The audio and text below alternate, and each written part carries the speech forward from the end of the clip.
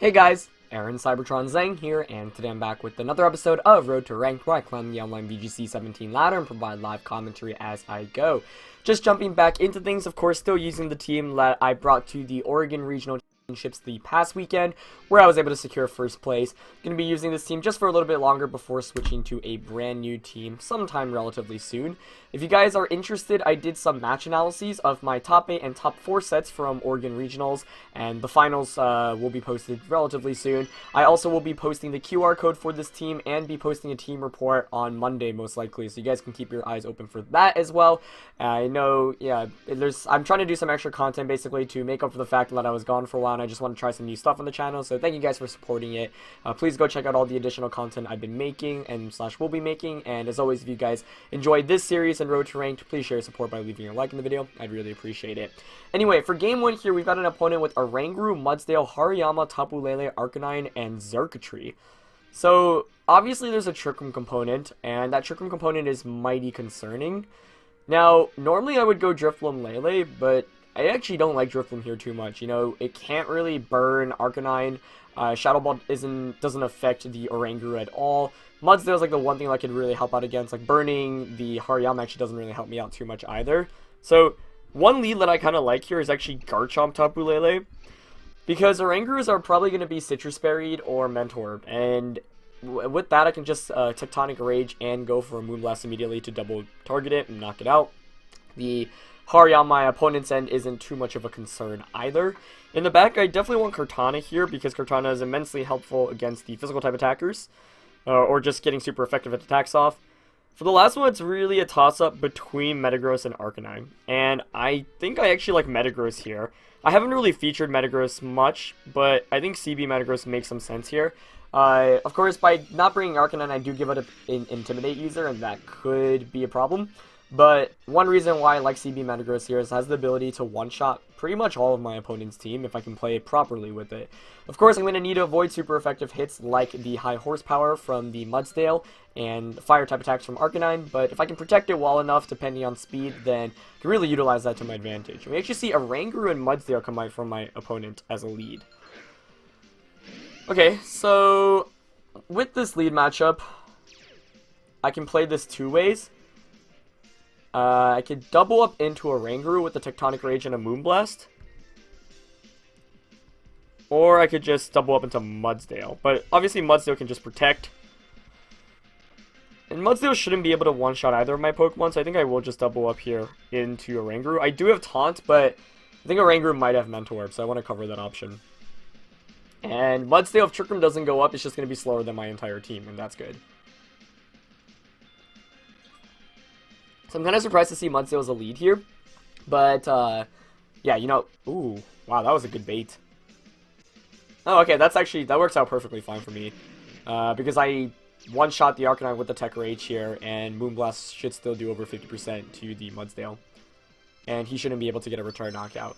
But this is a clever play in the sense that it burns my Tech Rage, so Oranguru now can come back in and perhaps cause me some more trouble. So... maybe I should have doubled up onto the Mudsdale, but, you know, Mudsdales, like, typically are going to be Assault Vested if you see one, but if they're not AV, they obviously can carry Protect, and as a result, use a multitude of attacks. But knocking out Arcanine is always good, too, because that is my biggest threat to the Kartana in the back, and even at -1, still able to cleanly pick up the knockout, because it is super effective. So, Arcanine will faint, and that is one of the bigger threats to my two Steel types in the back, so good to get that out of the way. Moonblast onto the Mudsdale does confirm that that should be Assault Vested, which is good information to know because I can simply double up into that slot next turn. So he is going to go for a Heavy Slam. That's perfectly fine for me. I should survive this, I think. Oh, it actually picks up the knockout. Wow. I wasn't expecting that, but that's fine.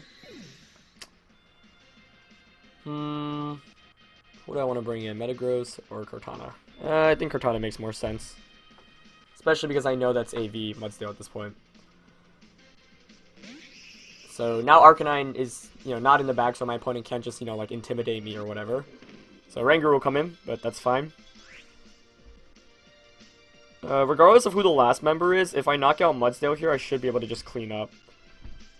However, my opponent could switch Mudsdale out, but I think I'm still going to just Leaf Blade and Swords Dance here. I get a relatively free opportunity to Swords Dance, And Swords Dance may seem weird, but it basically applies more pressure to my opponent in the upcoming turns. But my opponent did bait out the... like, turn 1, my opponent baited it pretty well in the sense that I could have just doubled up on a Mudsdale, but I feared it not being the typical Assault Vest Mudsdale and having Protect, because then you can just Protect Trick Room. And he stays in, which is great, because Leaf Blade here should just cleanly pick up the knockout onto Mudsdale. That's the second biggest threat to my Metagross in the back now, so I think Metagross should be able to close out this game for me, even if Trick Room goes up. And now I've got a +1 Kartana and a +1 Garchomp staring down my opponent. So Oranguru here most likely is going to set up the Trick Room, but that's more than okay with me. Yep. So, stalling out Trick Room is going to be a little bit harder here, obviously. We'll see who comes in. I would guess it's going to be that Hariyama, but if it's Xurkitree, then I can just Earthquake and Leaf Blade. And it actually is Xurkitree. Very nice. Yeah, so the thing with Xurkitree is, like, you can target one of my 2 Pokemon, but you can't knock both of my Pokemon out, and I can just EQ here. Like, I'm going to EQ myself. And just Leaf Blade.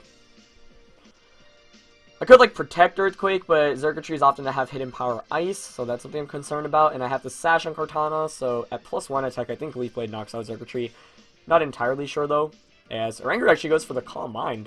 Not something I was anticipating, but that's even better for me, since that means he can't break a potential Sash or whatnot. Xurkitree has to knock out Garchomp here. If it doesn't, Earthquake would just cleanly pick it up. My opponent actually going for the Tail Glow, so that's actually one reason why I didn't double Protect in fear of any stat increasing moves like Tail Glow.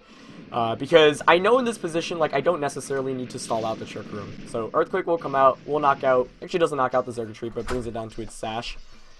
And Leaf Blade here will finish up the deal. Yep.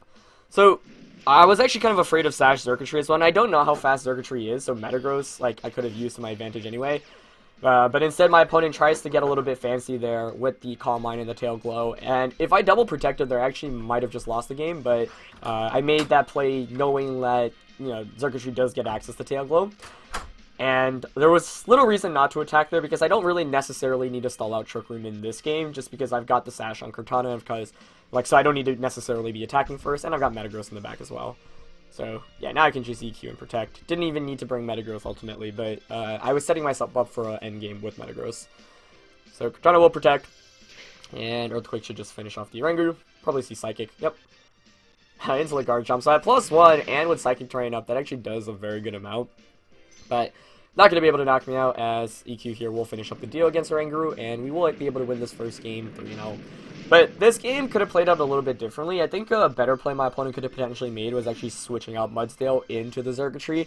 Because the late game Mudsdale under Trick Room threatens my team a lot more than a Xurkitree under Trick Room. Not that Xurkitree isn't a fast offensive sweeper, but the main thing is that Xurkitree is way more frail than the Mudsdale. And, you know, even though Mudsdale had taken some damage already, it still is relatively tanky. He could potentially double up into my Kartana slot. Garchomp doesn't do very much against Mudsdale, so that was a way I could have lost this game for sure. And maybe I should have just doubled up into Mudsdale turn 1. Either way, it ended up working out alright. Trick Room can be a difficult matchup for this team if you don't know what sets they are. And normally you see, like, Porygon 2 being used as the Trick Room user. And Porygon 2 is relatively easy to stop because it's, like, relatively predictable. The only thing that can catch you off guard is its tech move normally, because most of them carry Ice Beam, Recover, and Trick Room. And then it's like a question of whether it's Toxic, Try Attack, Return, or something else even crazier. But we actually are going to see Porygon 2, after talking about it in the last one. My opponent here has a team of Porygon 2, Tapu Fini, Garchomp, Kartana, Xurkitree. That's not Xurkitree. That's Nahlogo. So still used the last game, and Arcanine. Okay. So this one's actually pretty tricky, especially because of the Nahlogo.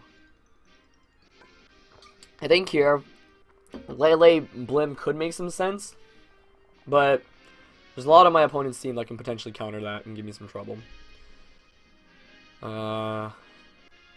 This one's really hard, actually.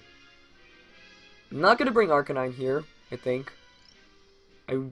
Normally, like, I pretty much always go Drifloon, Lele, Garchomp when I go with Drifloon, Lele. And Garchomp here also makes a ton of sense since my opponent doesn't have any ground resists. Like, Metagross is the one thing that's really tempting here because Metagross has a very good matchup against the Nahlogo. Yeah, I might actually bring Meta here. I think I'm going to go Drifloon Lele. But the thing is, it's like, if I go Drift Lele, undoubtedly Tapu Fini will come out. So maybe I'll just go with my standard Garchomp Cortana. Like, I love Metagross here, but I'm not sure if it's the best to bring. Yeah. So, the reason why I'm going Drifloon is because Drifloon still covers the Cortana option, so I can Will-O-Wisp it or just Shadow Ball it. But I'm thinking, I actually don't like my Pokemon choice here too much. If I could redo it, I would consider maybe not bringing Drifloon in this game, because it is going to be rendered relatively useless. I just wanted to apply some pressure with Will-O-Wisp and Shadow Ball early on, but it's probably not worth bringing it here, to be honest. So we'll see what my opponent goes for. Okay, Arcanine Feeny. It's not the best, it's also not the worst. Okay. Obviously, the downside here is that I lose the Terrain War. And Arcanine's faster than Tapu Lele as well, which is a concern. And the reason why that's a concern is because I don't... If it is Life Orb or Fire MZ, he can just one-shot my Lele here. So I think I'm definitely Tailwinding. Question is, what do I want to do with Lele?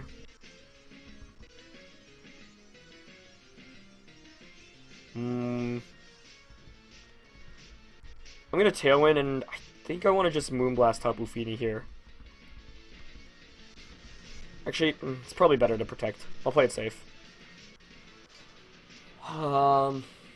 Yeah. So I did bring Kartana because I anticipated Fini in the back, so it's good at least there is a Fini. But yeah, I don't know what I could have really led better with. Maybe Garchomp Kartana, but then I'd have to really anticipate this lead. Like, I'm not in the worst of positions. It's just in best of one, I don't know what item that Arcanine is, and that's the main concern. But at least I will get my Tailwind up, and since my opponent didn't lead with Porygon, like, now if you bring in Porygon, I can taunt it. If you don't, you know, I apply pressure. There's the Fire MZ, okay. That's Gigavolt Havoc, never mind. Oi. I actually used that on my, like, a couple of teams way back when I won the Melbourne challenge. Not the actual international, but a tournament that allowed me to go there. So that's definitely targeting Blim, yeah. That's cool. I have no regrets protecting Lele, though, because losing Lele would be really bad for me.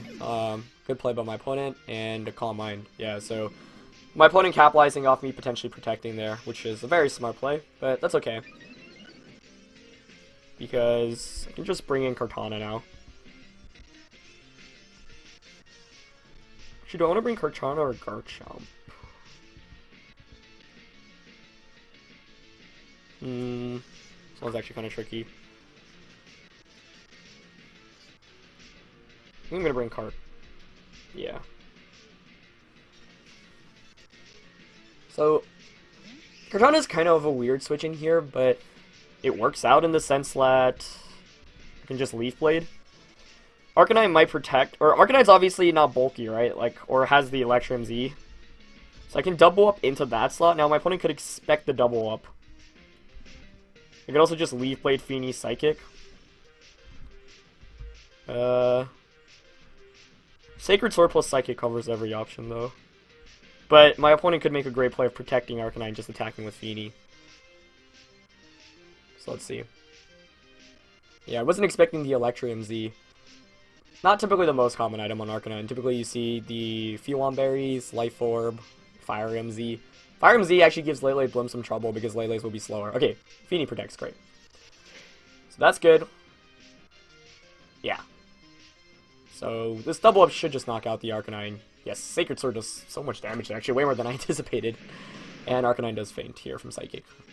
So yeah, if I were my opponent, I would have considered actually just protecting Arcanine. But I suppose that's a little bit risky. But you, like, the reason why it's actually not that risky is then you can go for a Moonblast on a Kartana and then maybe put it in E-Speed KO range. But my opponent also doesn't know my item on Kartana, so played relatively safe. I'm able to punish that Protect, and I still have 2 turns of Tailwind with Taunt on Lele. So if Porygon comes in, I pressure with that, and Kartana now can Leaf Blade into the Porygon slot. So yeah, this is actually pretty good as Porygon comes in for my opponent. Download does give it a special attack increase, which is actually slightly concerning. But I am just going to Leaf Blade Tapu Fini and go for the taunt here onto Porygon. Actually, maybe I should have taunted and protected. We'll see whether Fini stays in or not. Because if it switches out into Garchomp, that could actually be a problem for me because of Rough Skin. Rough Skin plus Ice Beam will knock out Kartana. Yeah, actually, I think I don't know, I taunted because I'm really worried about the Trick Room option, but maybe this wasn't the right turn to taunt. I think I maybe should have attacked here, or protected Kartana and taunted Porygon. We'll see. Ideally, Feeny stays in and Porygon goes for a Trick Room. But I feel like that's relatively unlikely. Yeah, I didn't play this turn too well. That's one thing I definitely need to do better. Oh, okay, Feeny stays in. Let's see if it's invested to survive this Leaf Blade. Wow. That took it so well. But I will get the taunt off at least. Yeah, Moonblast. Into Lele, okay. And he does Ice Beam. But that's okay because there wasn't a Garchomp switch in. I didn't realize that Feenies could be that bulky to take Leaf Blades. That's impressive. Okay, so now is a question of, does Feeny protect? Because I could double up in a Porygon and then set myself up for a Garchomp KO.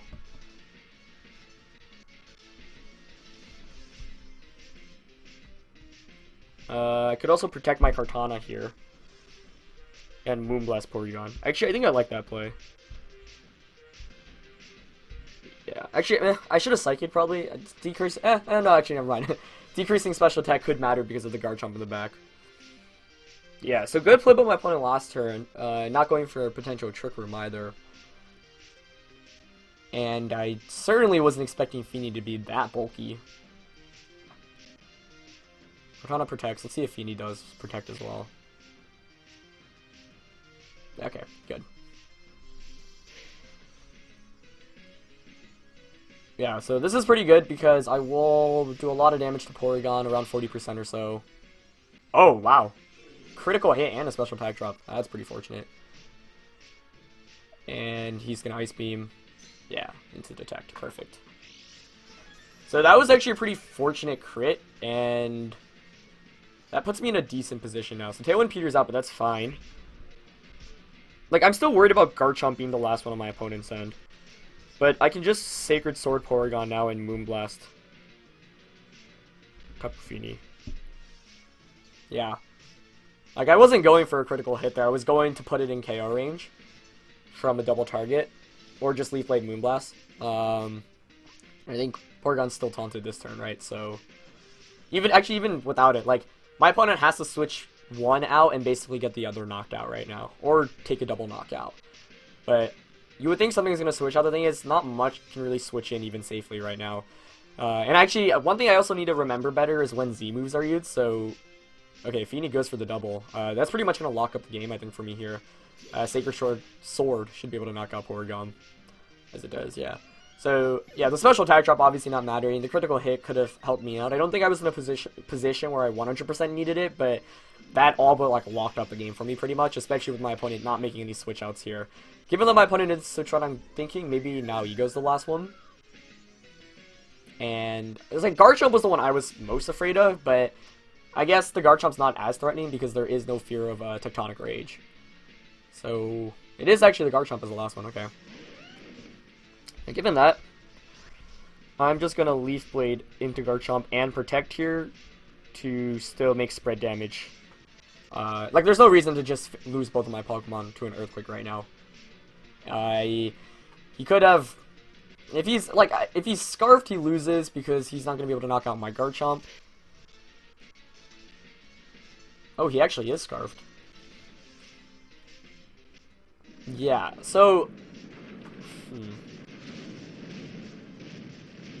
The scary thing here is... So I'm going to bring in my Garchomp. I have the Z move, so I can just Z move safely into my opponent's Garchomp. But if that doesn't knock out, he'll get a single target Earthquake after a multi-target Earthquake here. So I'm just going to Tech Rage, and there's absolutely no reason not to go for the double with Lele. If I get it, that's an insta-win for me. Because 2 spread damage Earthquakes won't knock me out. Even if I don't get it, like, it's whatever. So I don't get it. Okay, that's fine. So my opponent could still actually win this, because Earthquake is going to be single target. So if it's like somewhat bulky Scarf Chomp. Ooh, that's going to be close. I don't know if I might be able to survive a single target Earthquake still, because of course Earthquake's damage is reduced. But if Tectonic Rage just knocks out Garchomp here, then, I mean, it's good anyway. and Tech Rage is by far the best option. Like, I could Swords Dance, but then I open myself to getting crit, so I might as well just go for this because it has a good chance of just knocking out Garchomps normally. Garchomps need to have a good amount of bulk to be able to survive this 100% of the time. So, this might come down to a roll. Let's see. No, okay, I just pick up the knockout. Nice. So, we end up winning both of the games here today. But I think my opponent, with Garchomp in the back, had a very good opportunity to just seal up the game instead of staying in with Tapu Fini that turn I Leaf Bladed. And I was actually regretting not Leaf Blading and Moonblasting doubling up into that slot because that covers all the options, right? Let's say Tapu Fini survives, then Moonblast picks up the knockout. And I think my opponent basically, maybe the critical hit threw my opponent off guard as well because then my opponent lost both Pokemon. But basically, the way for my opponent to have won that game was to be in a position where he has 2 Pokemon out at once, right? Scarf Chomp, I guess the issue is if you have Scarf Chomp, you have Porygon on the side, or Tapu Fini, then you're forced to Earthquake yourself, and that's kind of one of the issues of running Scarf Chomp in a team with no flying types or ground resists. But yeah, ultimately, like, my opponent lost a lot of momentum because I was able to knock out 2 Pokemon in one turn, and I think my opponent needed to set up for an end game where Garchomp was next to something. For example, like Porygon, and both were threatening at once, but critical hit definitely helping me out a little bit, making things a little bit easier for me. I was just really shocked by Tapu Fini's defensive bulk there, able to survive that Leaf Blade with over like 25%, so that was pretty impressive. Yeah, both games today, I think definitely games that I ended up winning, but my opponents both had ways to win, and like basically I ended up with the win in both times, but I think like if my opponent had made 1 or 2 plays that I was scared of, that potentially could have turned things around. But definitely some fun games and some cool strategies featured there with the Electrium, Zeon, the Arcanine, and then just the Mudsdale in game 1. Mudsdale not being exactly the most common Pokemon that we see nowadays. But yep, that will conclude it for this episode of Road to Rank, guys. Thank you guys for watching. As always, leave a like if you did enjoy this video, and go check out the additional content, the top 8 and top 4 analyses that I've put out already. Tomorrow I'll be posting the QR code and a team analysis / breakdown for this team. So yeah, I'll catch you guys soon. Peace.